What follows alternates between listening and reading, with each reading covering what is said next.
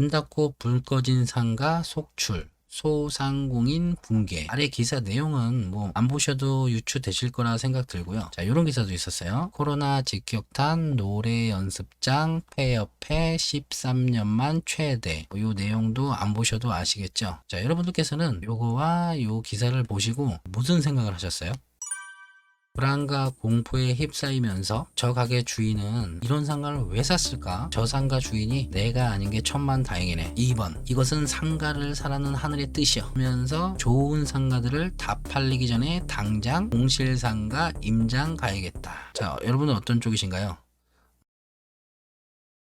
보증금 1억에 월세가 300만 원인 상가가 있었는데 이 상가를 매매한다고 하면 소유자는 상가 주인은 요 임대 계약 조건을 토대로 매매가를 결정하겠죠. 근데 요게 코로나로 인해서 요렇게 된 거예요. 보증금 0원, 월세 0원, 공실이 됐다는 거죠. 이때 매매와 같을까요? 다를까요? 이런 질문이 될 수도 있겠고요. 다른 보기를 한번 드려볼까요? 1. 코로나는 영원하다. 따라서 저 상가는 영원히 공실일 것이다. 2번. 코로나는 종식된다. 따라서 경제는 회복될 것이고 저 상가는 언젠가는 채워질 것이다. 자, 이렇게 하면 답이 좀 쉽지 않나요? 여기에서 어떤 답을 찾자는 게 아니고요. 이런 거죠. 저는 2번이라고 생각해요. 생각만 해서는 수익으로 이어지질 않아요. 우리가 이렇게 생각만 하는 것들을 실제로 수익을 만드시는 분들은 실행이란 걸 한다는 거죠. 실행. 우리는 지금까지 부동산 공부를 많이 안 해왔죠. 그래서 지금 이 청약 영상을 보고 계신 거고요. 아직 부동산 거래 경험이 없으신 분도 있으실 거예요. 실행 경험이 없으신 거예요.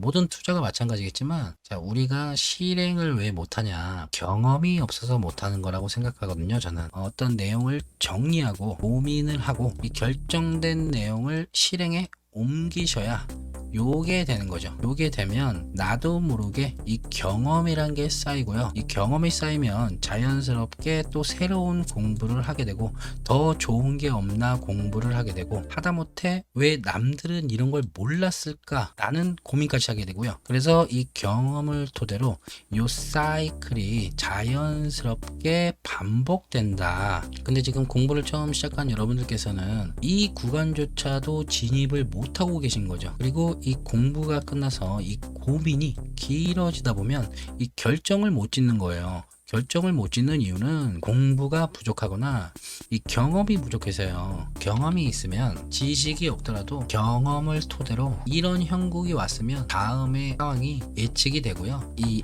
예측이 된다면 이 상가를 사실 수 있는 분들에겐 기회가 되는 거예요. 지금 힘드신 상인분들에게는 죄송한 말씀이지만 이런 상황이 오기 전에 이랬던 상가라고 하면 이건 기회인 거죠. 아무 상가나 사면 안 되겠죠. 그래서 지금 저 상가를 팔겠다는 거야?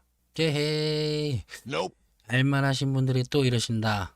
요 상가를 사라, 이렇게 투자를 해라, 이런 말씀을 드리는 게 목적이 아니니까 요거죠. 그래서 우리는 또 늦지 않기 위해, 또 후회하지 않기 위해 오늘부터 날 잡고 청약 공부를 합니다. 자, 그럼 여러분들께서 모두 청약 공부를 시작하실 준비가 되신 걸로 알고 내가 아파트를 당첨받기 위해서 청약을 하려고 하는데 사전 준비를 어떻게 해야 되는지 청약 과정 미리 보기라는 제목으로 빠르게 한번 훑어볼게요.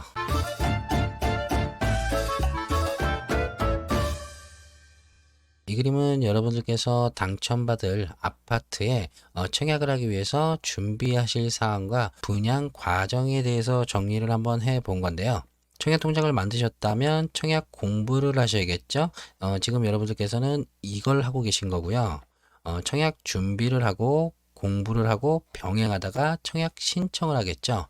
청약 신청을 해서 당첨이 되면 기뻐하심과 동시에 요 자금 계획을 세우셔야 돼요. 그리고 입주를 하다, 거주를 하다, 매도까지 생각하셔야겠죠. 자, 이걸 좀 구체적으로 볼까요? 과거에는 청약 통장이 청약 저축과 청약 예금, 청약 부금으로 나눠져 있었어요. 자, 이 청약 저축은 국민주택이라고 하는 공공 분양에 청약을 할 수 있는 통장이고요. 이 청약 예금과 청약 부금은 민영주택이라고 하는 민간 분양에 청약을 할 수 있는 통장이에요. 과거에 이렇게 나눠져 있던 통장이 주택청약 종합저축으로 일원화됐어요. 자, 따라서 지금 통장을 만드시는 분들은 주택청약 종합저축을 만드시게 되고요. 이 통장은 청약저축의 기능과 청약 예금 부금의 기능을 합쳐놓은 거예요. 공공주택에도 청약할 수 있고요. 민간 주택에도 청약할 수 있어요. 자, 청약 통장을 만드시게 되면 매월 10만 원씩 납입하시는 게 좋아요. 나중에 이 공공 분양에 일반 공급에 청약을 하시게 되면 당첨자 선정 방식이 있는데요. 이때 청약 통장에 납입 금액이 많은 순, 납입 총액이 많은 순으로 당첨자를 뽑게 돼요.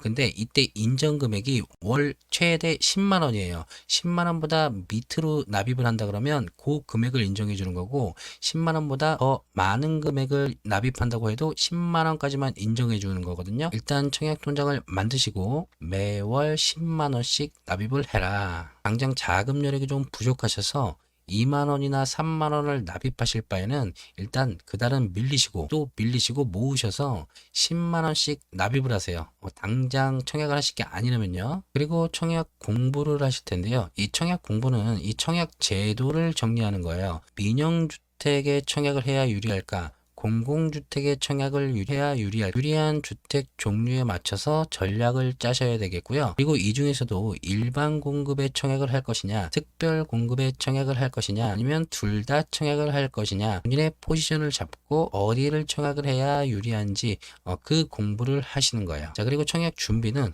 구색을 맞추기 위해서 좀 껴보긴 했는데 필요 없고요. 아무리 지역이 좋고 단지가 좋고 입지가 좋고 가치가 좋아도 내가 당첨이 안 되면 그만이에요. 당첨이 되는 게 중요한 거거든요. 중요한 건 이 당첨 전략을 세우는 거고, 당첨됐을 때 자금 계획을 세우는 게 중요하다. 자, 이렇게 청약 준비를 하시고 공부를 하시고 병행하다가 청약 신청을 하실 때는 요 청약 제한 사항을 확인하셔야 되는데, 요거예요. 재당첨 제한이라는 게 있어요. 요거는 나를 포함한 우리 세대에 과거 다른 주택에 당첨된 분이 있으시다면 이 청약의 제한을 받게 되고요. 그리고 내가 요 아파트에 당첨이 됐는데 다른 아파트에 또 당첨이 될 수 없는 재당첨 제한 기간이라는 걸 확인하셔야 되고요. 그리고 당첨이 됐는데 당첨된 아파트를 다른 분들에게 팔 수 없는 기간, 그게 전매 제한 기간이고요. 당첨이 된 다음에 입주를 해서 의무적으로 거주를 해야 되는 기간이 있을 수도 있어요. 그걸 파악하셔야 되고요. 그리고 이 당첨자는 적격 당첨자와 부적격 당첨자, 그리고 예비 당첨자가 있을 텐데요. 이 적격 당첨자는 말 그대로 내가 맘만 먹으면 계약을 바로 할 수 있는 당첨자를 말하고요. 부적격 당첨자는 당첨은 됐는데 이 부적격 사유가 발견이 돼서 당첨이 취소되죠. 그리고 이 부적격 당첨자 제한에 걸리게 돼요. 부적격 당첨자 제한에 걸리면 최대 1년 동안 다른 아파트에 청약할 수가 없고요. 자, 그리고 예비 당첨자는 적격 당첨자가 어떤 이유로 계약을 못하게 됐거나 이 부적격 당첨자의 물량이 생기면 이 예비 당첨자를 채워 넣기 위해 이렇게 뽑아 놓는 거고요. 나중에 모델하우스에서 언제 동호수 추첨을 할 거니까 참여하세요 이렇게 연락이 와요. 그때 예비 당첨자가 이 동호수 추첨에 참여를 해서 동호수를 배정받으면 그때부터는 적격 당첨자와 동일한 취급을 받게 돼요. 그래서 이 적격 당첨자와 추첨에 참여한 예비 당첨자는 계약을 하든 안 하든 재당첨 제한에 걸리게 되고요. 청약통장을 재사용할 수가 없게 돼요. 자, 청약통장을 재가입해야겠죠. 자, 내가 당첨이 돼서 분양 계약을 하게 되면 이 계약금을 납부하게 되는데요. 계약금은 20% 정도가 통상적이고요. 투기과열지구가 아닌 경우에는 10% 정도가 일반적이에요. 이 10%나 20%에 해당하는 계약금은 반드시 잔압으로 해야 되기 때문에 분양을 생각하시는 분이시라면 이 계약금만큼은 꼭 준비를 하셔야 돼요. 그리고 중도금 납부는 대출이 가능해요. 지역에 따라서 다른데 40%, 50% 정도가 대출이 되고요. 분양가가 9억을 초과한다면 중도금 대출이 안 돼요. 또 염두에 두셔야 되고요. 자, 그리고 마지막으로 잔금을 납부하게 되는데요. 이 잔금도 주택담보대출을 활용하시면 가능하게 되죠. 이것도 지역에 따라서 다른데 40%에서 50%, 70%까지 가능한 경우가 있다. 기준은 분양가 기준이 아니고요. 입주장 당시 시세 또는 감정가 기준이에요. 자, 내가 분양을 4억에 받았는데 입주장의 시세가 7억이다. 또는 감정가가 7억이다. 그러면 이 7억에 대한 40%에서 50% 정도가 되는 거죠. 자, 그리고 입주하실 때 이 소유권 이전 등기라는 걸 하게 되는데요.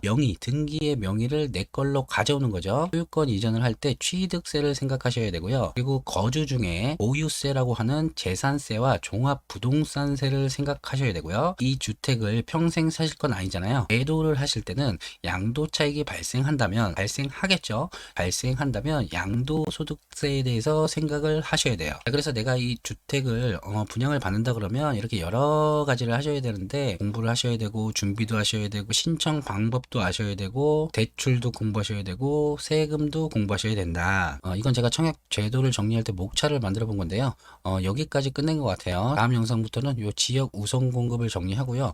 공공분양, 일반 공급, 민간 분양의 일반 공급, 소득 요건과 자산 요건이 있는데 특별 공급 유형은 깨로 하나씩 비교하면서, 그리고 제한사항과 의무사항 아까 간단히 말씀드렸던 필요한 것들만 뽑아서 계획은 있는데 시간이 언제까지 허락이 될지 모르겠네요.